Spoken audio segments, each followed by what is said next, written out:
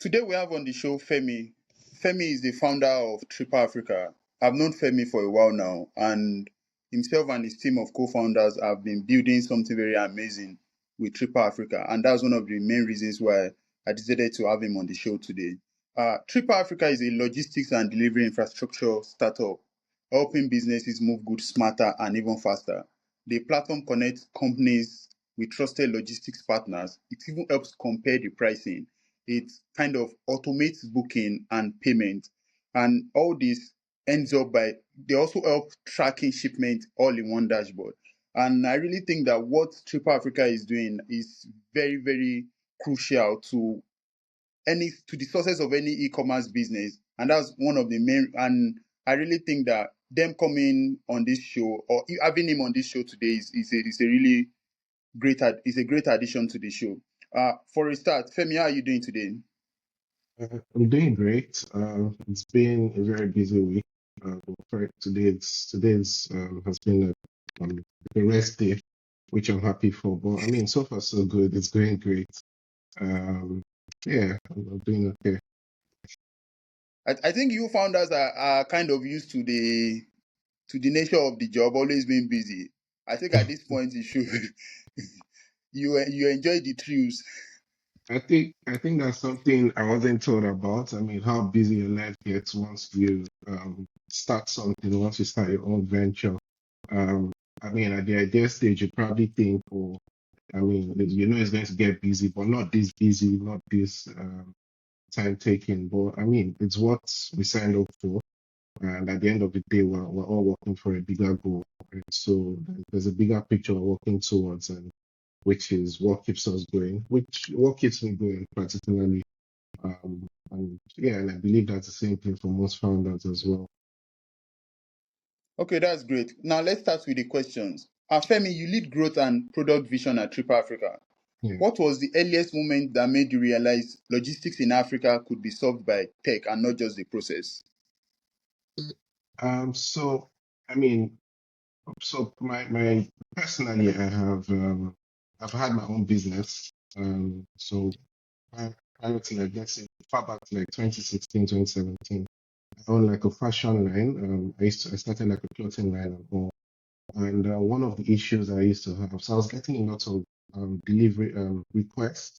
But one of the issues I used to have was logistics. That used to give me a lot of headache. It got to a point where I even had to get my own bike for my logistics, and then it was still giving me issues, right? So I still had to call the guy to know how far it has gone. I get customers calling me that, oh, where's my order as at 10 p.m. and I can't reach my rider. So that used to be an issue for me as a business owner because it's something that I've experienced as my own personally. And then so I left for masters and then came back to Nigeria. And then I still have friends who I mean, they're still into business and also they have websites and also they still told me about the whole issue of logistics.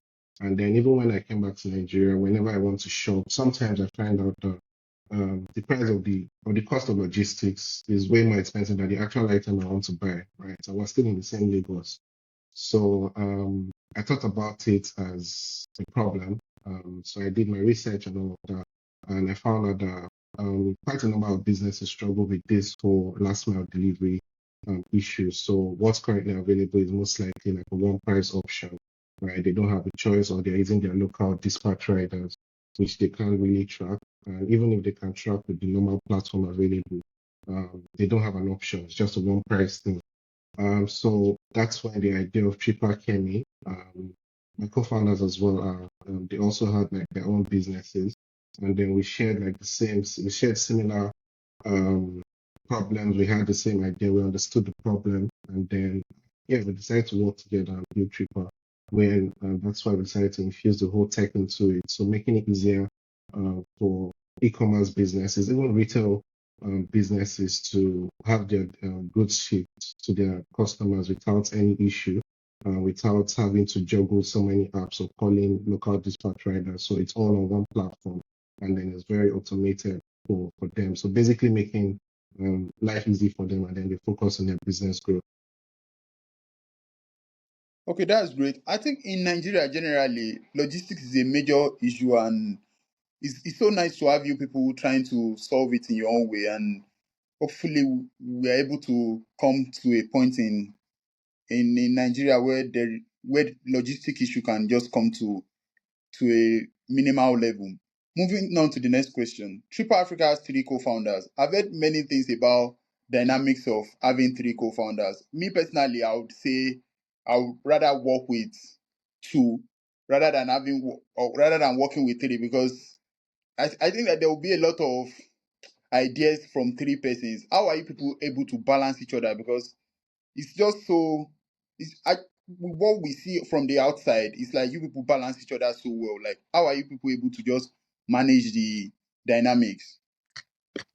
So the thing about us, well, I mean, my co-founders is in terms of skills and knowledge, we complement each other.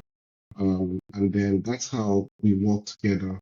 So I myself, I have a strong experience in marketing, and then I've worked with logistic companies.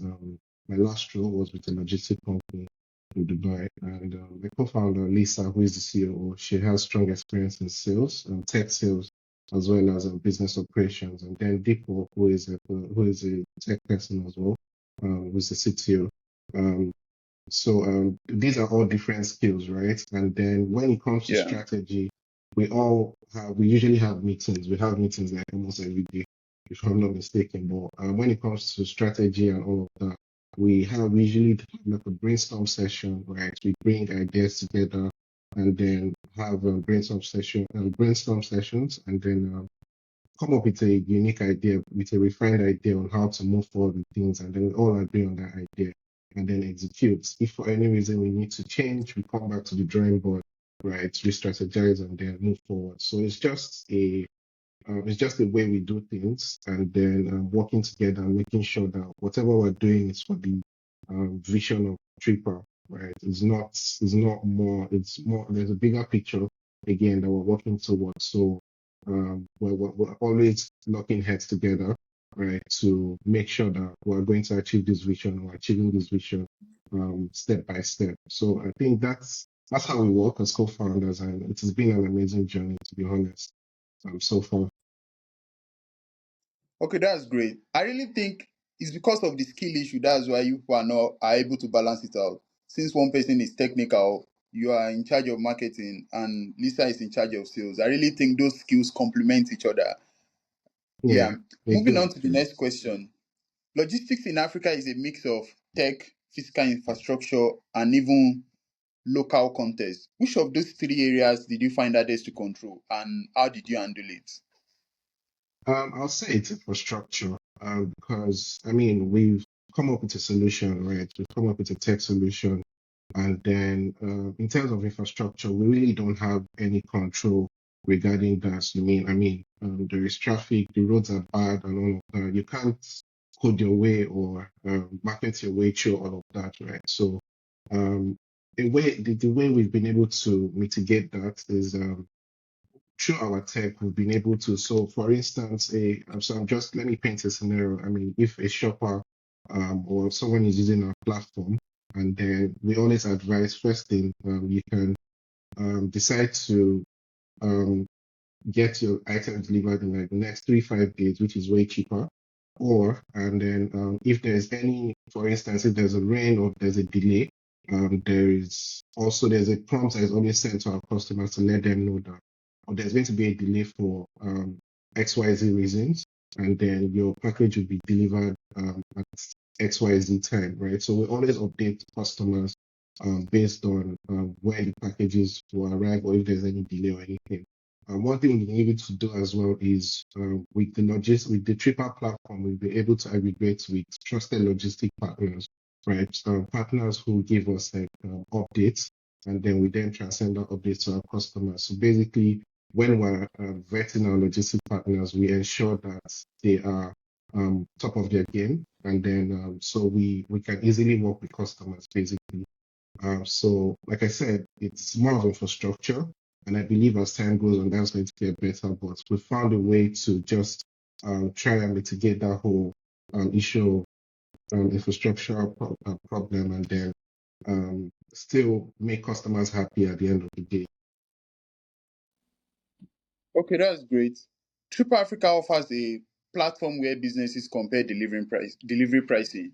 They book, they pay, and even track everything in one place. What Yeah. user behavior or insights surprised you the most when you launched the product? I'll say so. When at the point of launching, even at the point of building Tripper, one thing I was very sure of that I feel like our customers would love is the fact that we're giving them. I feel like the customers would prefer is cheap logistics. I mean, most people were when we're doing like research and all of that. Most people were more particular about, I mean, pricing, right? But at the point where we launched and then it was out in the market and people started using Tripper, what I realized was that a lot of people don't really. So pricing is a thing. I mean, affordable price is there, but most of the people who have used the cheaper platform are more particular about trust. I mean, in terms of using the brand. So most people use like a trusted brand, even if it's more expensive, as long as they know that okay, this brand is going to deliver my package to me as soon as possible and it's going to come safe, right? So most people are more about trust and how fast their delivery will get to them, their package will get to them, right? So it's not usually about price, which is what I thought the actual thing would be, as against having them pay more to get their packages to them much faster. Okay, that's actually nice. Moving on to the next question. There is always a tension between building deeply for Africa and scaling globally. How do you personally think about balancing both, like solving local problems while still thinking of long-term growth? So with Tripper, we're building locally. So we started Tripper with an idea of building for Africa. However, we're still building in a way that we can easily scale globally, right? So we saw that the market in Africa has a unique problem in terms of last mile delivery, and that's what we decided to build and solve for. Like I said, it doesn't mean that in the next 5 years, in the next 5 to 6 years or 5 to 7 years, we can still expand globally. But our core focus for now is building for Africa. And if for any reason we need to expand globally, and we see the need to expand globally, we would then have that implemented. Like I said, it's something that can easily go global. But for now, we're building for Africa, and then we're not really focusing on trying to balance between building for global markets as well as African markets. The focus for now is African markets, and then that's what we're implementing on. Okay, that's wonderful. Still focusing on African market, then as the time comes, you can easily scale Yeah. globally. Moving on to the next question. From your growth perspective, what metric matters to you the most right now and why? So there are two metrics that are very important. I'll say first things first is customer acquisition. So it's one thing, customer acquisition as well as the retention. It's one thing to get customers. I mean, you have to do the marketing and then sales and all of that to get them. It's another thing to then keep them to continue using the platform, right? So those are the two metrics I keep my eyes on, right? So while building Tripper. So in terms of retention, we ensure that customers are always using the platform.